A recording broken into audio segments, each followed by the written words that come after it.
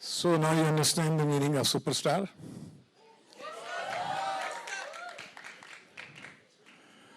Superstar वो होता है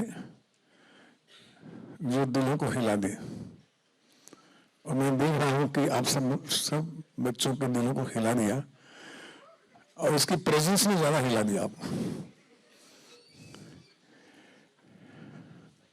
क्या हो तुम यार?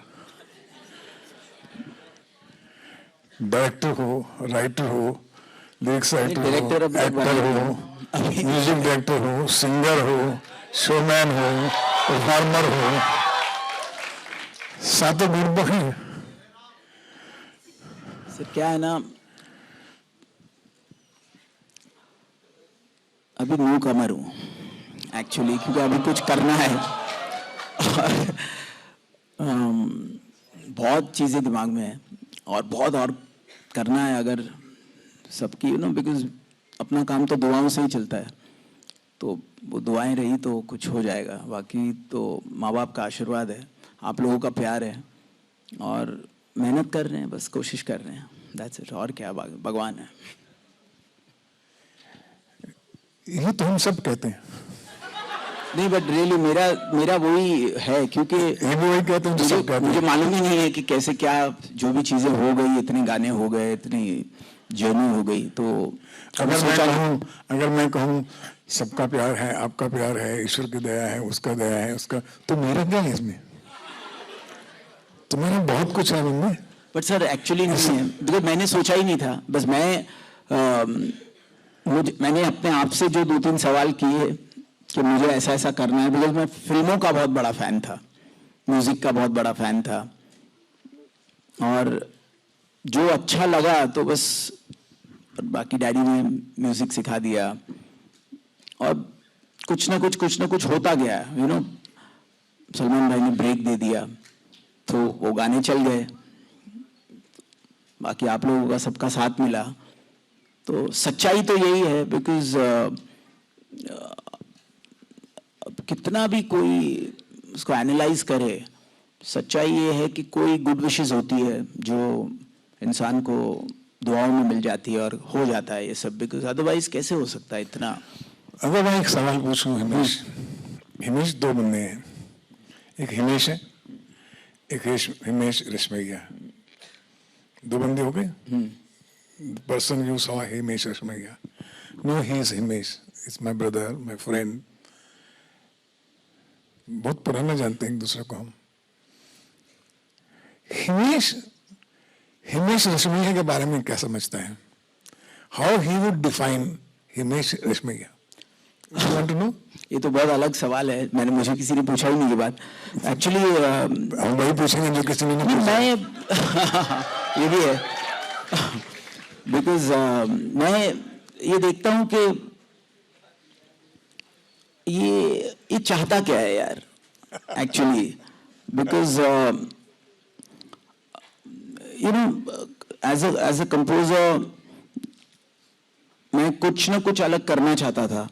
तो जब बहुत जब जमाना आया तो मैंने तेरे नाम किया, और जब हुक्का बार करने के बाद मैंने प्रेम रतन किया। और सिंगिंग में भी मुझे एक जो जोन था वो कहीं ना कहीं जो नेजल सिंगिंग का था उस पर कॉन्फिडेंस था। तो कहीं ना कहीं जब Himesh the human being, Himesh the celebrity को अगर जज करता है तो थोड़ा सा कैलकुलेटिव किस्म का आदमी है हिमेश रेशमिया, कि वो जैसे मैंने सिंगिंग में डेब्यू कभी अपना नहीं किया कोई भी ऐसे जोन में जहां पर वो नेजल सिंगिंग ना हो। अदरवाइज यूजुअली बहुत सारे, क्योंकि हम लोग म्यूजिक सिटिंग्स करते थे तो सारे प्रोड्यूसर्स ने हमेशा कहा कि why don't you sing one song, but मेरा ये था कि मुझे वो जोन तभी करना है जब कन्वेंशनल सिंगिंग का दौर अनकन्वेंशनल सिंगिंग के लिए बदल रहा है। तो ऑडियंस प्रिपेयर्ड थी जब आशिक बनाया आया as a singer, which I knew. अगर मैं तेरे नाम के ज़माने में आशिक बनाया करता तो वो नहीं चलता। तो वो कैलकुलेशन थी।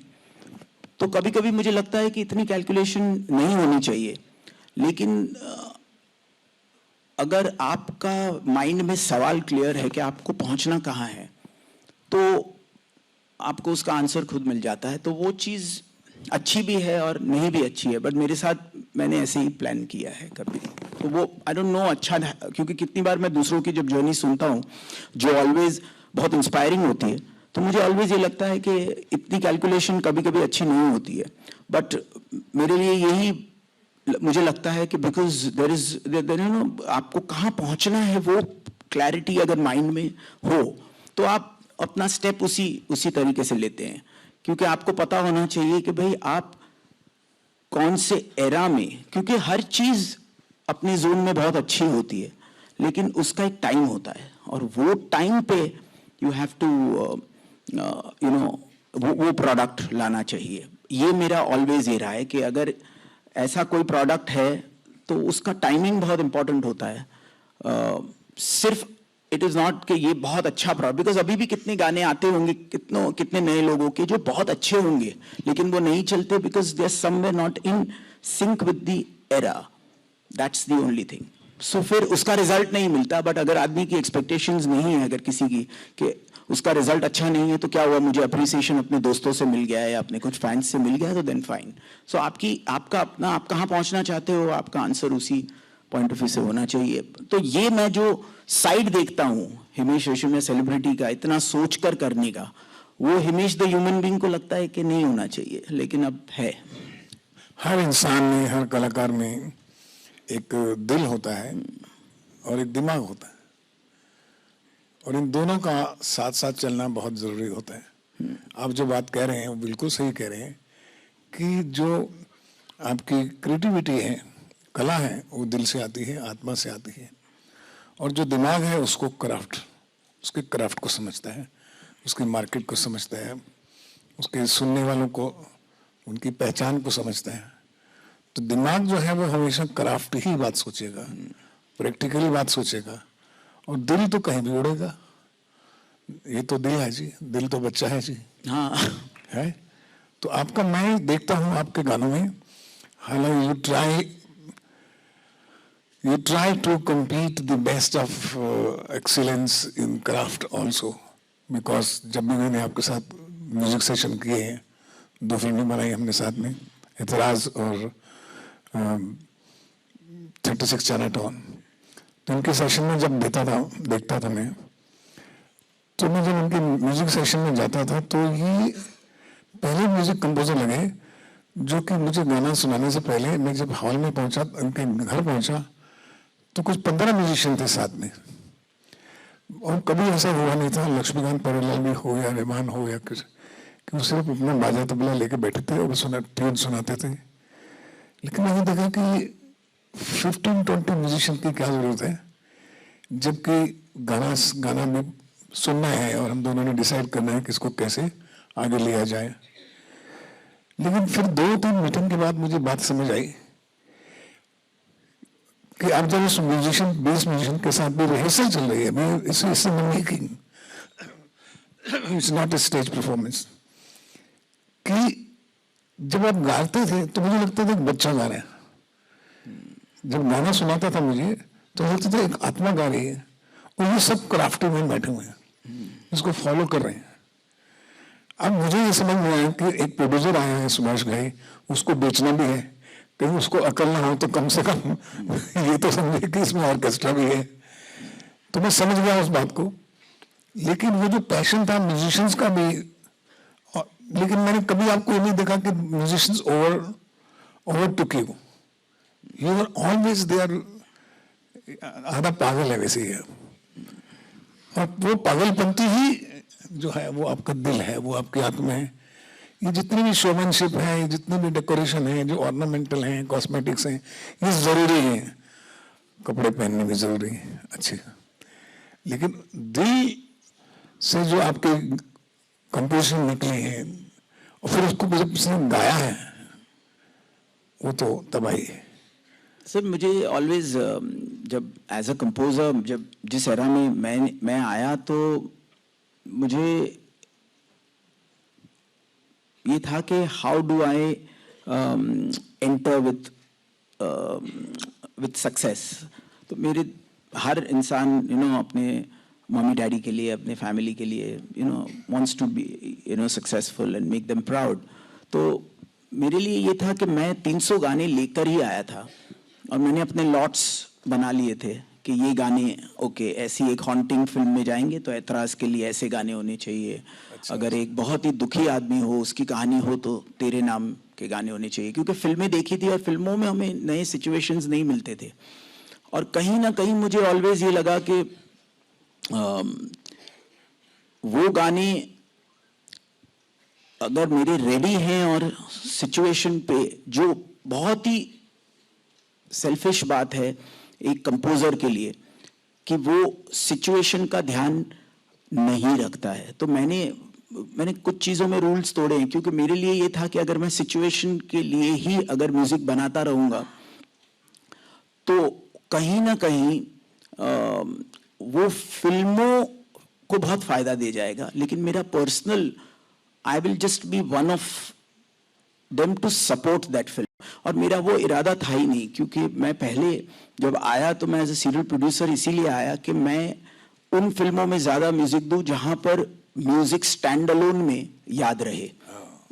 अदरवाइज इट वुड, तो वो तरीका थोड़ा सा गलत था। But I used to tell this to my producer directors पहले ही कि भाई आपको अगर ये चाहिए तो ये 5-6 गाने साथ में ये आपको फिल्म में फिट कर लो, और वो फिट करके वो गाने अगर चलेंगे तो मेरे दिल में ऑलवेज ये था कि it will benefit me more than just making it for the situations. Because मैंने कुछ कंपोजर्स को पहले देख लिया था कि they had made such fantastic music, but एक सक्सेस की जो जर्नी होती है उनको उनका ड्यू शायद नहीं मिला।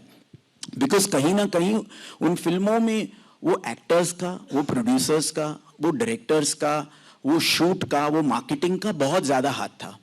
तो इसलिए जैसे मैं ऑलवेज ये समझता हूँ कि जैसे सलमान भाई की जो फिल्में हैं उसमें मेरा कोई हाथ नहीं है।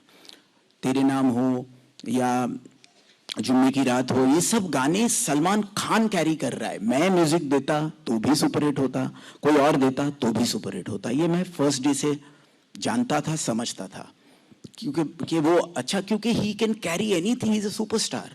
तो मेरे लिए ये था कि जो फिल्में, जो प्रोड्यूसर्स, जो डायरेक्टर्स बिल्कुल माने लोग अगर उन बहुत छोटी फिल्में हैं या उनका बहुत बड़ा कोई वजूद नहीं है, उस फिल्मों में म्यूजिक दूंगा तो मेरी पहचान बनेगी, जैसे आशिक बनाया आपने और अवार्ड भी उसी पे मिले।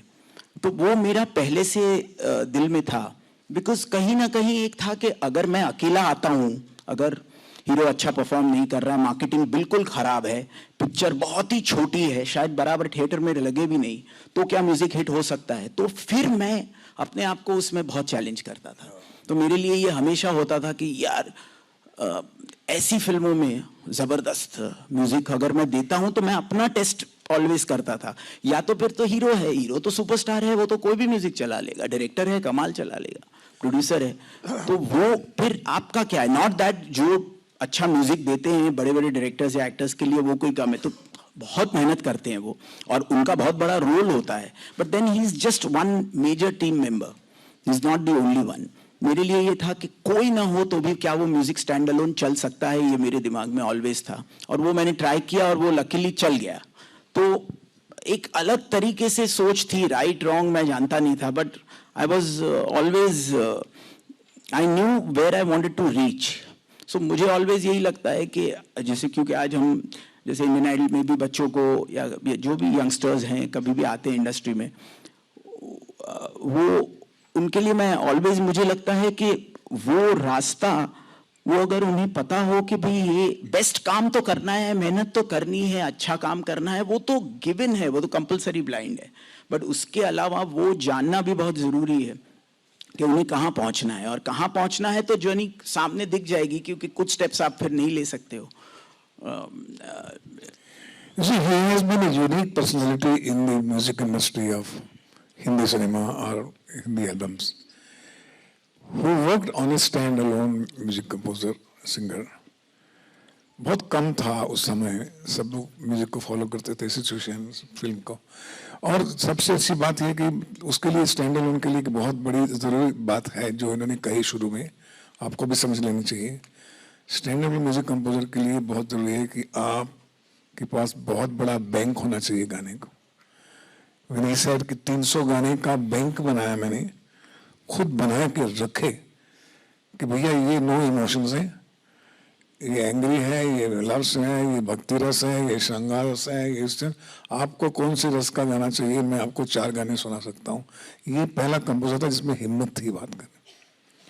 और फिर वही होता था कि ultimately his music in movies has a parallel dignity of the song. Parallel dignity रही, एक स्टैंड अलोन डिग्निटी मिली उनको। तो उसके लिए आपको ये नहीं होना चाहिए कि मेरे जब गाना मुझे कोई देगा तो मैं करूंगा। आपको डेली प्रैक्टिस करके करते करते करते बैग बनाते जाइए, बनाते 100 बनाएंगे तो 10 चलेंगे, 10% कभी ना कभी काम आएंगे। आपके काम आए। 15-15, 20-20 साल पहले की कुछ धुनें हैं जो अभी हम यूज कर रहे हैं और सुपर हिट होती है। और बिकॉज वो बेसिक खाली प्रोग्रामिंग चेंज हो जाती है, प्रोडक्शन चेंज हो जाता है, बट अदरवाइज जो बेसिक ट्यून्स है अगर आप देखें तो लास्ट 60 years से tunes and words they have just not changed at all. I mean classics are classics. So stock कोई भी लेकिन हरीश भाई मेरे को एक बात पूछनी है आपसे जी सर कि 70s का जो म्यूजिक था, 1970s, फिर 1990s का म्यूजिक हुआ, अभी 2020 का म्यूजिक है, 20-20, 30 साल के बाद। इन तीनों के बारे में आपका क्या टेक है कि 70s का म्यूजिक, 90s का म्यूजिक और आज का म्यूजिक, ये कैसे ग्रो हुआ, इसका एवोल्यूशन कैसे हुआ, और क्या, what is your take on that? So 70s का जो म्यूजिक है वो प्योर जो एक हिंदुस्तान का म्यूजिक है, बिकॉज वेस्ट का कोई वो बहुत ज़्यादा हम पर हावी नहीं था। 1% अगर था तो बैक ऑफ द माइंड हो सकता है for some as an inspiration, but 70s का we were straight connecting to commercial hardcore films. जो फिल्म का जो एक डिमांड है, जो स्केल है, वो हम सेटिस्फाई करते थे with great melodies, perfect lyrics, great singing. But that is the era where the composers were never confused ever, or the producer or the director, because they had only 5 mainstream singers जिन पे ही गाना आना है। ऐसा है ही नहीं कि कोई और सिंगर कहीं है, और ना वो सिंगर जो बहुत अच्छा है जयपुर में जन्म लेता है या कोई गुजरात में जन्म लेता है, वो ये सोच रहा है उस ज़माने में कि मैं फिल्म इंडस्ट्री में आऊँगा। वो सिंगिंग करता है लेकिन वो कोशिश भी नहीं करता, वो जॉब ले लेता है, वो काम करता है। 5 सिंगर्स हैं who are ruling and they are so good. तो आपका जो कन्फ्यूजन का जो दायरा है वो पूरा बदल जाता है। ये 70s है कि मुझे मालूम है कि ओके मुझे लता जी के लिए एक धुन बनानी है, किशोरदा के लिए, रफ़ी साहब के लिए, आशा जी के लिए, और वो 90% वो लोग इतने ग्रेट थे कि उस गाने को वो सजा देते थे। एंड देन द कंपोजर वो इतने सीखे हुए थे कि वो कंपोजर उसमें ब्यूटीफुल धुन बनाते थे, एंड ग्रेट म्यूजिक 70s में आता था without any confusion.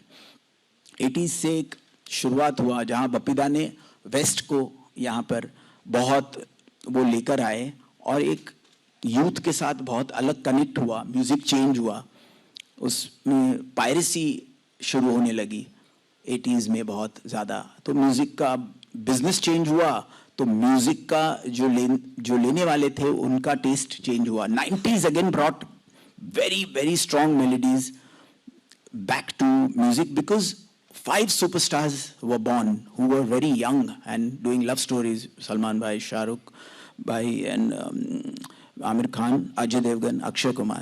So these 5 young heroes came with the era of great music.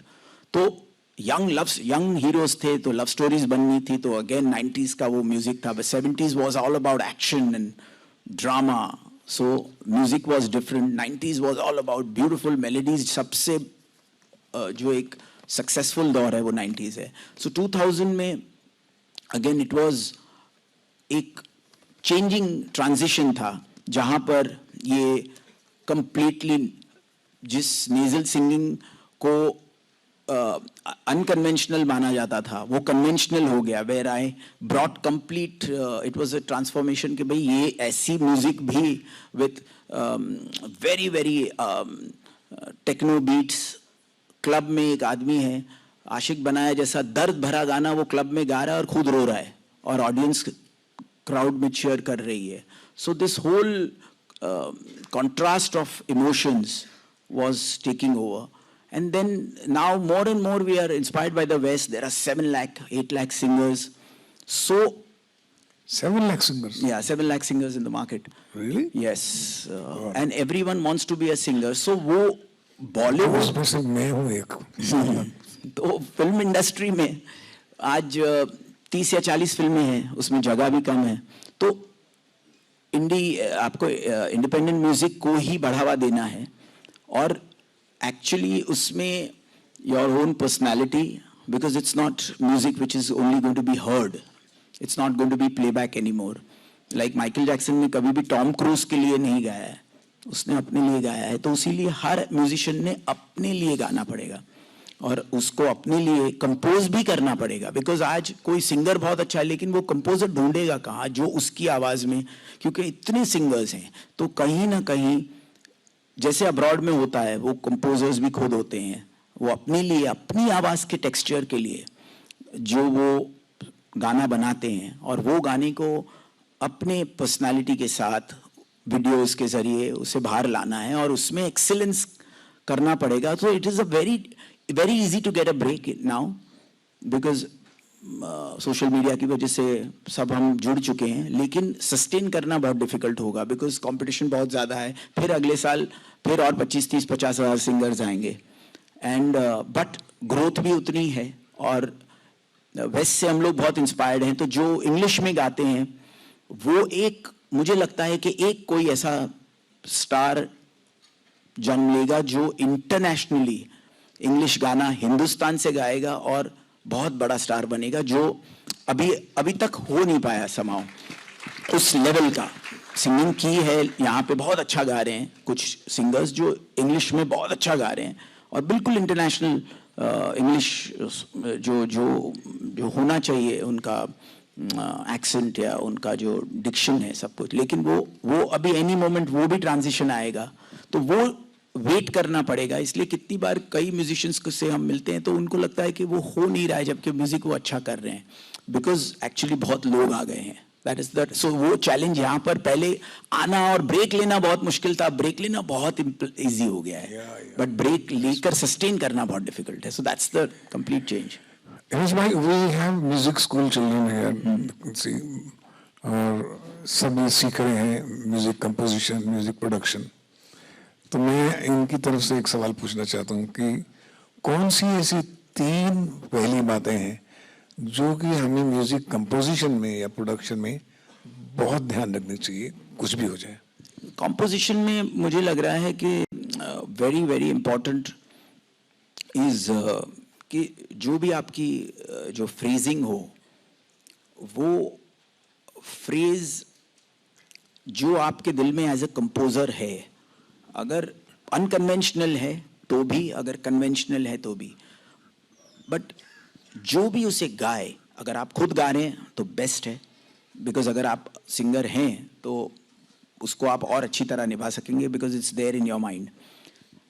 Because अब डिफरेंट फ्रेजेस बन रहे हैं, कन्वेंशनल से अनकन्वेंशनल भी हो रहे हैं, तो आप या अगर किसी और से गवा रहे हैं तो फिर एग्जैक्ट जो कॉम्पोजिशन है उसको गवाना बहुत जरूरी है। You can not leave it कि भाई आप गा लो, सिंगर तुम इम्प्रोवाइज कर लेना, बिकॉज वहां पर वो जो आत्मा से आपने बनाया है, जो फील आप कंपोजर ने जो बनाया है, वो जब सिंगर गाता है वो वेरिएशन बहुत ग्रेट हो सकता है, बट वो वेरिएशन है, वो वेरिएशन तब वर्क करेगा जब ओरिजिनल सुपर हिट हो चुका है।